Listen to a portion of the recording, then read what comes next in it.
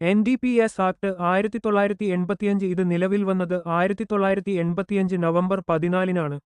Excise പരീക്ഷയിൽ ചോദിക്കുന്നവ ഇതിന്റെ അധ്യായങ്ങൾ 6, സെക്ഷൻസ് 83. വളരെ പ്രധാനപ്പെട്ട സെക്ഷൻസ്: 2.11 നിർമ്മിത മരുന്ന്, 2.14 മയക്കുമരുന്ന്, 2.15 കറുപ്പ്, 2.17 ഓപ്പിയം പോപ്പി, 2.23 സൈക്കോട്രോപിക് പദാർത്ഥം. സെക്ഷൻ 20 കഞ്ചാവ് ചെടിയും ഗഞ്ചാവുമായി ബന്ധപ്പെട്ട നിയമലംഘനത്തിനുള്ള ശിക്ഷ. 20 കഞ്ചാവ് വളർത്തൽ.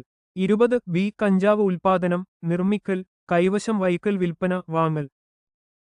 ഈ ഭാഗത്തുനിന്നും ചോദിച്ച ചോദ്യം: 15 kg കഞ്ചാവ് കൈവശം വച്ച് കടത്തിക്കൊണ്ടുപോയാൽ ഏത് സെക്ഷൻ പ്രകാരമാണ് കേസ് രജിസ്റ്റർ ചെയ്യേണ്ടത്? ഉത്തരം സെക്ഷൻ 20(2)(b). സെക്ഷൻ 21 നിർമ്മിച്ച മരുന്നുകളുടെയും അവയുടെ പ്രിപ്പറേഷനുകളുമായും ബന്ധപ്പെട്ട നിയമലംഘനത്തിനുള്ള ശിക്ഷ: എ ചെറിയ അളവിൽ ആണെങ്കിൽ 1 വർഷം 10,000 രൂപ. ബി വാണിജ്യ അളവിനേക്കാൾ കുറവും എന്നാൽ ചെറിയ അളവിനേക്കാൾ കൂടുതലും ആണെങ്കിൽ 10 വർഷം 1 ലക്ഷം രൂപ.